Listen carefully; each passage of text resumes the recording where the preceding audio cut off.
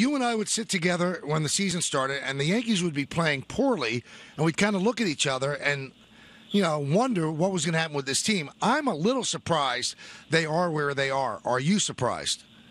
Well, I think the American League East has a lot to do with it. But, it's really funny because when you take a break, like I do, and, you do some games and then you take a couple weeks off and you come back. When I've come back this time, it's like the people are starting to believe a little bit, and the people are starting to get excited because, I think we talked about a little bit last night that, they seem like overachievers. A-Rod, Teixeira bouncing back, power numbers, runs, and the back end of that bullpen, and Gardner, and if Ellsbury gets rolling again, they're a pretty good team. And right now, they're good enough to go out and win games in the American League East.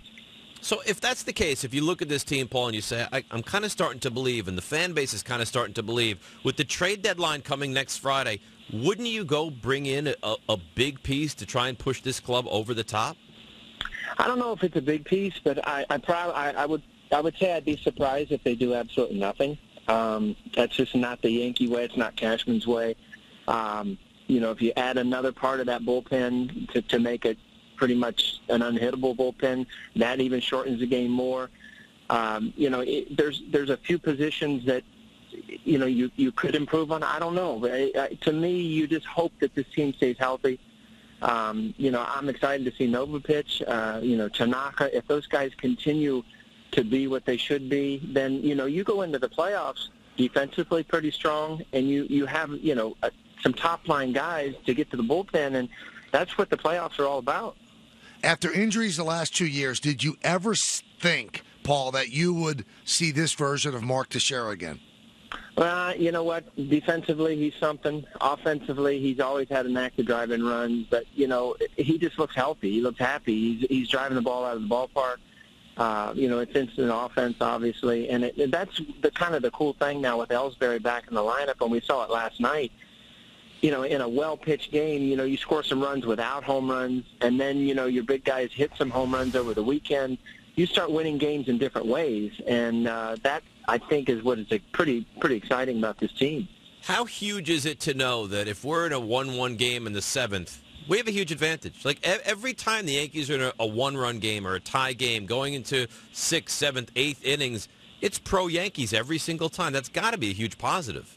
Well, I think it gets in the mind of the other team, too, that, if you're not ahead by, when it's time to get to Betances and Miller, that, chances are you're going to lose. Or, if you're in a tie game late, you're going to have that 3-inning, 4-inning stretch possibly that, the Yankees are going to have an advantage. So, again, if you would add something else to that bullpen, then, you almost go back to, I go back to the 1990 Reds where we won our first World Series there.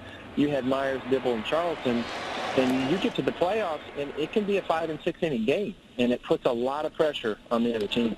All right, so we're talking with Paul ONeill. Paul, you're in the batter's box. Betances is on the mound. It seems like he's unhittable right now. Would you just concentrate on one pitch? Well, there's no way you can look for his curveball, because if he throws his good curveball, you're not going to hit it anyway. You have to hit off the fastball. It's anywhere from 96 to 99.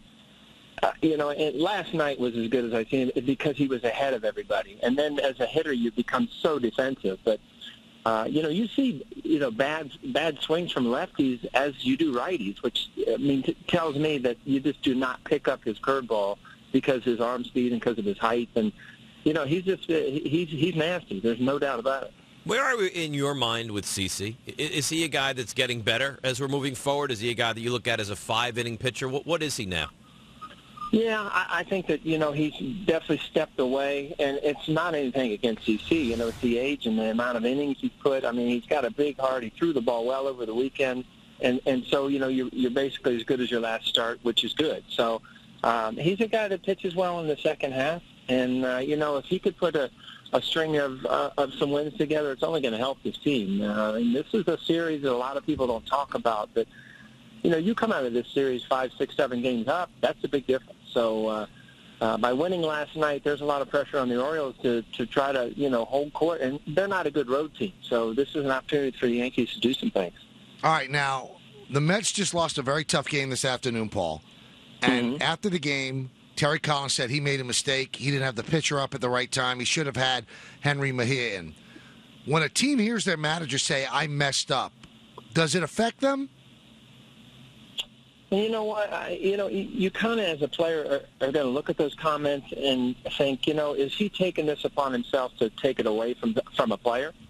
Right. And if he's doing that, then, as a manager, he's protecting his players. He flat out just saying, I screwed up. I don't know. I heard some of it on the radio today, but I don't really know the situation. I mean, now they're fighting a team that's a very good team, and every time that, you lose, it's, you're going to be critiqued whether you did the